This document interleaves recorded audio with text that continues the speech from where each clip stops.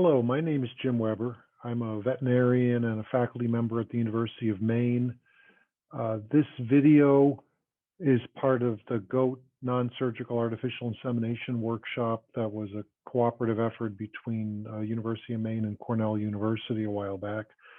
The purpose of this video is to give you a basic understanding of why you might want to collect semen from a breeding buck and some of the ins and outs and complexities related to actually evaluating that semen for fertility and possibly using that semen that was artificially collected in artificial insemination.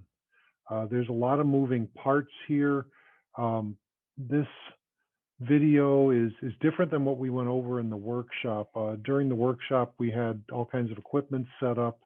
We had people running around. We were able to get them in the lab and actually handle the lab equipment and thaw semen and load straws and things like that. That's really not possible in a video format. If you're really interested in learning how to become what I would call competent in working with semen from livestock, there's a lot of tools out there.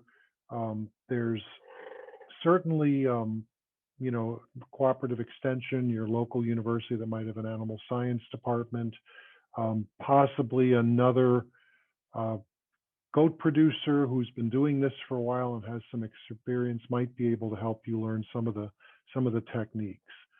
Keep in mind also that there's quite an investment to be made if you want to do a good job of actually evaluating the animal. There's a lot of equipment and supplies that you need. So there's training and there's certainly costs involved.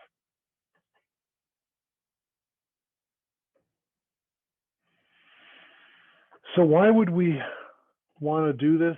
Why would we want to collect semen from a buck? First thing is, it allows a buck's fertility to be estimated. And as a veterinarian who's worked in reproduction in a number of species of animals, I have seen disasters where someone will put a breeding animal, whether it's a stallion or a ram or a buck or bull, out with a group of females and leave them there without a whole lot of checking, and they're happily breeding animals. And at the end of the breeding season, they wait a little while. Maybe they call in a veterinarian to do preg checks, and nobody's pregnant. So, this can happen from one breeding season to another one. You could have an animal that had really good fertility in the past that all of a sudden something happens. We won't go into the reasons for loss of fertility, but there's a lot of them out there. And because, bucks are breeding for a short period of time during one part of the year, a lot of things can happen between one breeding season and the next. So first thing I'd say is if you're working with breeding bucks, you want to be able to set up the breeding, if using natural breeding, for example, set it up so that those animals, their fertility, their success rate when they bred a group of does can be estimated. All right, so, you go through breeding season, he was in with 20 does and 19 of them, had babies at the end of the year, versus, one that didn't. Another thing that, we routinely as veterinarians collect semen from bucks is to actually do what's called a formal breeding soundness exam. And this is a good investment. And even if you don't decide to collect your own buck, you can hire a large animal veterinarian. There's a lot of them out there, depending on what part of the country you live in, who will come in, collect semen from that animal, bring all the equipment necessary to evaluate the semen. And at the end of that, we'll give you a report that'll tell you what that animal's fertility is at that point in time. And it's not a guarantee, but it gives you pretty good confidence that that animal will either be able to or not be able to, depending on the outcome, breed the animals that you have lined up for it that year. So anyway, this is something that you can learn to do, and you can, most producers, I've taught producers how to evaluate semen under a microscope, look at simple things like, is it moving? What's the concentration? We can start looking at very gross abnormalities of the semen. But when you start getting into the details and trying to find out, what is exactly going on inside that animal's reproductive system, maybe that's causing low fertility, that's a little bit tougher, and you really want to bring in a professional. So again, in a stud, which was be a company that has a group of animals that are being collected, males that are being collected for breeding purposes, and the semens, for example, being frozen, they routinely look at fertility of those animals, and they'll take a couple of measurements off of every semen sample just for their record keeping. Before that semen was frozen, it had a certain motility, it had a certain concentration. There were other things going on. So, it's conceivable that if you've got a really good buck that's got, genetic improvement that's valuable to other people, that you might be able to sell that semen to somebody. And that's certainly a possibility. Again, it's difficult. You have to have both the equipment in place, the animal, and also the expertise, which is probably the hardest part to get. So sale of frozen semen or even freshly collected semen to other farms is possible, but again, there's a lot of things that you need to know that you may not even be aware of at this point. So let's say you want to collect semen from a buck, or you want to bring in a veterinarian who's going to come in a few weeks and check your semen, your buck's fertility. The first thing I would say that you want to think about is training. Bucks are very trainable, most of them anyway, the ones I've worked with, but it takes time. So prior to the time when you want to collect the sample for analysis, you need to train that animal. And that means bringing him into the room where you're going to be collecting him. Making it a positive experience where he's not trying to knock you over and you're not pulling on him all the time. He's got to be fairly, well broke to lead in those cases. You also need a safe elevated stand. You certainly need a doe in heat to do the collection. And before that, as you're training this animal, he's going to actually learn better and become trained much more quickly if you have access to does in heat. So that gets us back to synchronizing animals, basically to be bred. We can use the same drugs and the same systems to bring a doe into heat at various times during the breeding season for training and also for collections. Once we collect the buck, I'm going to show you some pictures here in a minute in terms of what the semen collection equipment looks like. The last thing that I've got on the list here is probably the most important. Once we collect the semen sample from an animal, we can go in and we can do bacteriological assays and see if there's any kind of pathogenic bacteria in there. We can send it to a lab and look for viruses. There's all kinds of things, if you pay for it, that you can actually get the semen tested for. And there are very specific diseases that we worry about that can be spread through, disseminated through semen that's being given to an animal by AI.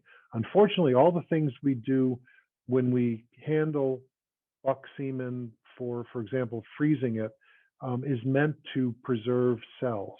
So it preserves mammalian cells, in this case, the sperm cells. Well, those same techniques are very good at preserving viruses and bacteria. So if you think about it, if there were viruses in that animal's reproductive tract, they ended up in the semen, they can very easily end up in your doe through AI. So again, knowledge of the buck's disease status. This lecture isn't meant to talk about all the different diseases that are out there that we worry about, but again, this is something you need to know about. And again, if you were selling this semen, you definitely want to make sure that it's specific pathogen free for very specific diseases. So the collection's one part of it. The next thing we'll talk about, again, here's just a picture showing a buck here, and this is a young, I think a yearling buck that we looked at during the 2-day seminar in Canton, New York. And he's on an elevated stand here. You can see he's up probably almost about knee height, at least for me.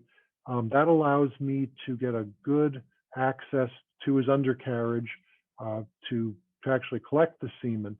In front of this buck, there's a young lady holding a doe.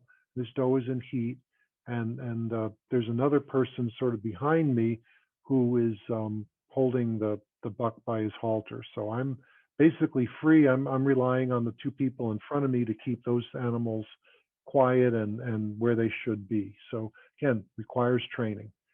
You notice this buck is against a wall on his raised stand. So if he does start falling towards me, I can keep him away. And if I push him away from me a little bit, he's against a wall. There's no hole there that he's going to get himself hurt on.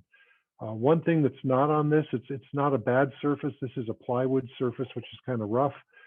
Ideally, what I like is a rubber mat where the buck is standing and where the doe is standing, because at that point it makes it a little bit quieter than him clattering around on a wooden platform, and it's also very slip resistant. And again, as this buck is going up here, the last thing you want him to do is to slide around and fall and hurt himself and have a negative experience. Okay, what I always say with training bucks for collection, it's all got to be positive experiences. You've got a very positive experience in that you're collecting semen from him, but all the other things we don't want to spook them. So in this case, we won't go through the equipment at this point. Again, that's in another talk. But all the equipment that's used to collect semen is it's got to be at the right temperature. It's got to have a particular type of lubricant on it. The certain amount of water's got to be put in it to allow pressure when we actually collect the buck and he puts his penis into what's called an artificial vagina. All these things are slightly different from buck to buck. So again, in training, you find out what works for that particular animal. And I can't say enough, if you can, work with somebody who's already done this, you'll learn things much better. And I think you can learn a lot of things that we really just can't learn in a videotape. So this is just a quick picture of the room we used at the AI seminar. I've set these up all over the place, doing breeding soundness exams on horses, on bulls, on sheep, on goats, and all kinds of animals around. And most of this stuff can fit inside a van. And you basically just need some flat surfaces. A couple of things that I find are essential in terms of being able to do a good job in the lab once we've collected a sample. The first thing down on the bottom of the screen here, I'll say first, your room should be clean, temperature controlled, have good lighting, but not direct sunlight. It should be inside. I have actually done, semen analysis on a concrete slab next to a bunch of bulls out in the open with the wind blowing by, but it wasn't optimal. So find a clean place that's fairly close to where your animals are that you can set up this way. First thing I'm going to show you over here on the right side of the picture is a compound microscope. This is a fairly fancy microscope that we use in the lab at University of Maine, but it's similar to what you might buy. A new one might cost $1,000 or less, but you want to get a fairly good quality microscope. This microscope has a several $1,000 camera on it. Again, there are systems now that you can purchase on the web that are fairly high quality, where the microscope itself, the camera, will cost you $600 to $1,000, and the camera will have pretty good resolution. These are what are called trinocular heads. There's two eyepieces, and then there's basically a third camera piece. It's kind of like an eyepiece for the camera that comes up through the back. Don't get a monocular scope. Just looking through with one eye is really difficult to see. Using the microscope is a whole nother training. If you haven't used a microscope since high school biology, again, work with somebody who knows how to do that. You'll notice here I've got a big flat screen TV. With the cost of flat screen TVs, we can take the video output from a microscope and blow it up. And what I found over the years is that, you know, camera optics are really good. And if you want to get a good look at a sperm cell and I evaluate it, it used to be that you wanted to use the lenses of a high quality microscope, and it wasn't good enough to put it on a video screen. Well, that's changed over the last few years. Like I said, even these lower cost microscope camera setups will output a good enough image that's very, very close to what you see under the scope. And it doesn't, you don't get the eye strain. You can show other people at the same time. I find if I'm doing a lot of work under the microscope, I do a lot of it under a very high quality flat screen now. So anyway, the other thing I was going to show you on the table, there's a lot of little bits and pieces down here. There's pipettes and pipette tips and microscope slides and all kinds of things. This is a light source for the microscope. Way over here on the left is a little stainless steel water bath. And there's a water bath that's temperature controlled. It's got a thermostat in it, and it holds temperature to within probably 0.5 degree Fahrenheit. All of the media that the sperm cell will contact needs to be at or just below body temperature. Once we collect the semen sample, again, we need to keep it at controlled body temperature at above. So often it'll end up in a little test tube inside the incubator. But an incubator is very important, water bath, you know, so that we can get quick transfer of heat into either the what we call the extender, the fluid that the semen is put in during evaluation and afterwards, for example, if we were going to freeze it, and also for the semen itself. And again, a good water bath that's temperature controlled will run you, you know, $1,000 easily for many of those things. Liquid nitrogen tanks, and in this case, there's actually two different tanks. This tank here is a 34-liter tank that will hold a charge. What it means is if you fill it with liquid nitrogen, the charge will it will not empty and dry out and allow the temperature to rise in that tank for, you know, a month and a half, and you know, under really good conditions. A tank like this can hold hundreds to thousands of semen straws. Keep them for weeks and weeks and weeks, and it's great. You need something like this at your facility if you're going to be doing artificial insemination, and you get a shipment of all the semen straws for that particular breeding season. They go into there and they need to be kept at, you know, liquid nitrogen temperature, which is a couple hundred degrees below zero, for the entire breeding season. And you know, many people will keep extra straws they didn't use during the breeding season throughout the entire year. And that means you need to fill this tank, you know, on a regular basis. And we'll get to that in a minute. This little tank here is a 10-liter tank, and I use this very often for, you know, running to a place that has liquid nitrogen for sale and getting 10 liters at a time and pouring them into the larger tank. You can see here it weighs quite a bit less than this one. This tank's over 100 pounds when it's loaded. This one weighs maybe a quarter of that. Pipetters, there's actually a pipetter in my hand here. This is a lab grade pipetter that measures anywhere from, I think it's, I just lost it. I did. Go back here. There's a lab grade pipetter that will cost you a few $100s. It's accurate to within, you know, a percentage of a percent, I guess would be the good place to put it.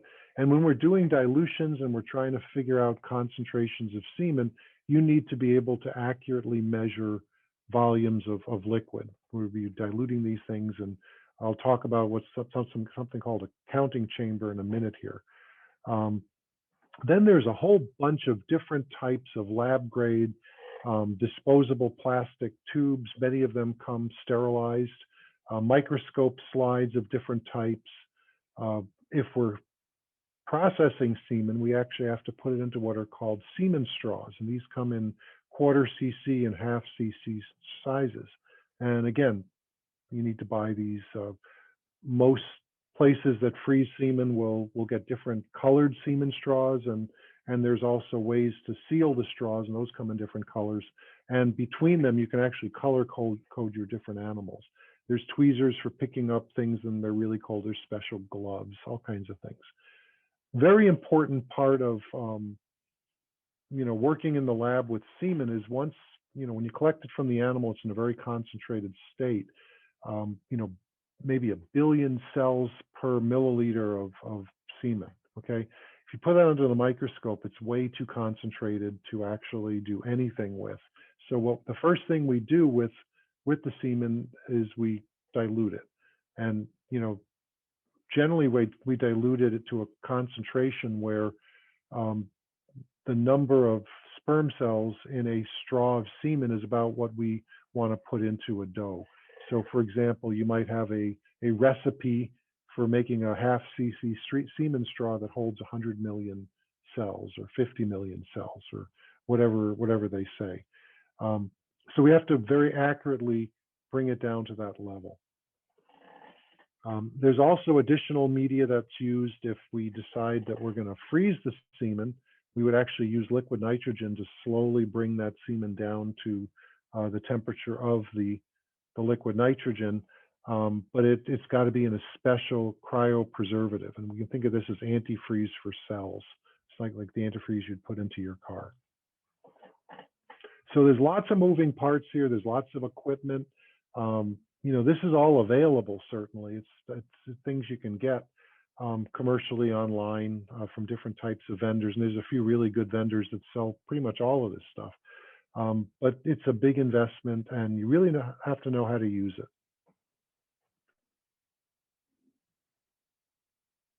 So, gonna play this here.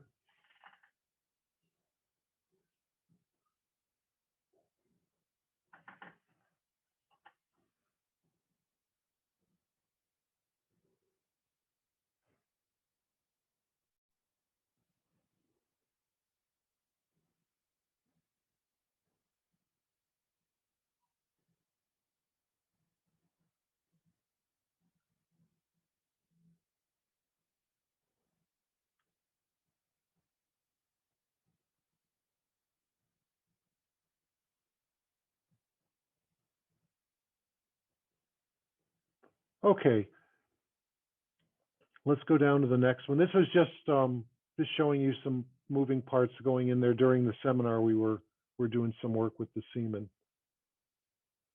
We can get this to go to the next slide.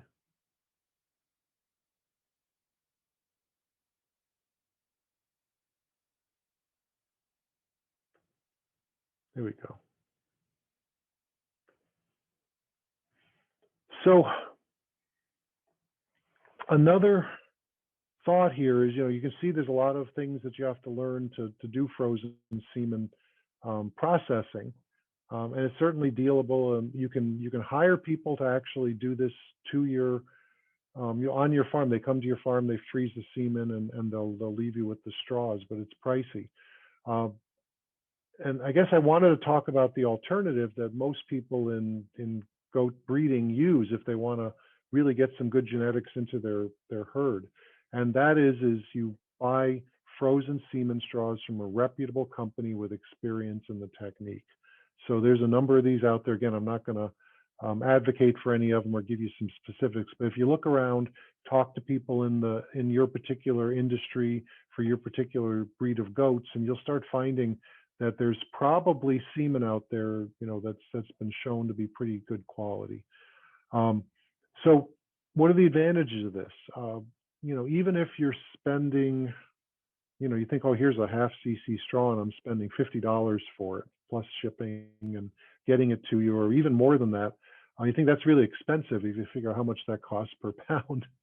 That's thousands of dollars per pound. But when you start looking at the investment that you have in facilities, equipment, and what you need to learn to use that equipment properly and do a good job, the cost to purchase a straw of buck semen is a bargain. Even if it was hundreds of dollars a straw, you'd probably come out ahead buying from somebody else.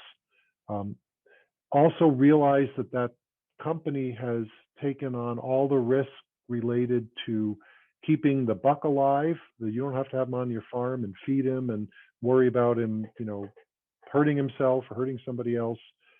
They're storing the semen for long periods of time until somebody comes and wants to buy it. That's, again, very expensive. They've done a bunch of quality control that I talked about in terms of diseases. They've probably looked at genetics in some way, either through pedigrees or more recently, we're looking at genomics and things like that as we learn more about the DNA and what it means. So again, purchasing a straw buck semen is really a bargain. I think one thing that you need to do in terms of expertise in looking at frozen semen that you buy is you need to understand how your industry or your breed or even this company evaluates the genetic value of a particular buck. And, does it make sense to you? Are they looking at the same factors as you think are important, they think are important, the difference between animals that are really good in the show and animals that, grow really well and produce a lot of meat or a lot of milk. Those are very different things that we're estimating. So I think if you find out what's out there and you understand how that buck is, exceptional in terms of his semen and the genetic value within it, and then you have to think about how that bringing that in is going to affect your herd. If you've got a lot of, if you've got problems with milk production, maybe they can increase production. There may be udder conformation, mothering ability, all kinds of things. If depending on if you're cashmere goats, you're looking at fiber quality, all those things. The third thing I would think about if you're thinking about using frozen semen that you buy, talk to the company about their procedures for ensuring that they are specific pathogen free, at least their bucks are. And I think a well-run company would be very happy to, explain all the systems they have in place and all the testing they do to make sure that their bucks are not going to, spread disease to your farm, through their semen. So, once you've done this and you identify, you go to the catalog, you identify the really good animals, the semen shipment is set. At that point, you're going to get a liquid nitrogen tank. It's called a shipper tank that can be sent through the mail with the purchased semen straws. At that point, you need to transfer them to your tank. And at that point, you're responsible for them. And you go ahead and you collect, you keep them frozen and handle them correctly during thawing and insemination. All those different things that are in a different part of this seminar series, and you're going to be all set. One thing you might want to do is once the semen has arrived, maybe the first time you work with a particular company, you may want to set it up so you can thaw out a straw of semen pretty quickly after it arrives and actually look at things like motility and inspect the concentration of the semen under the microscope, or get someone to do that for you, certainly. That way at the very beginning, at least when you got that semen, that it had what seemed like normal fertility. So I guess that's it. I left my email at the beginning of this presentation. You go back and look at it. It's jaweber@maine.edu, M-A-I-N-E. Be happy to answer your questions.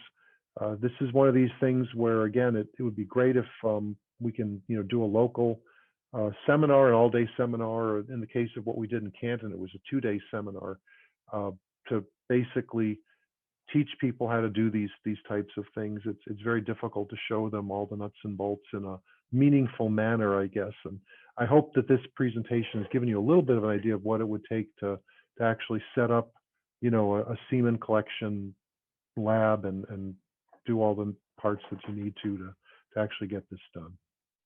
Thank you.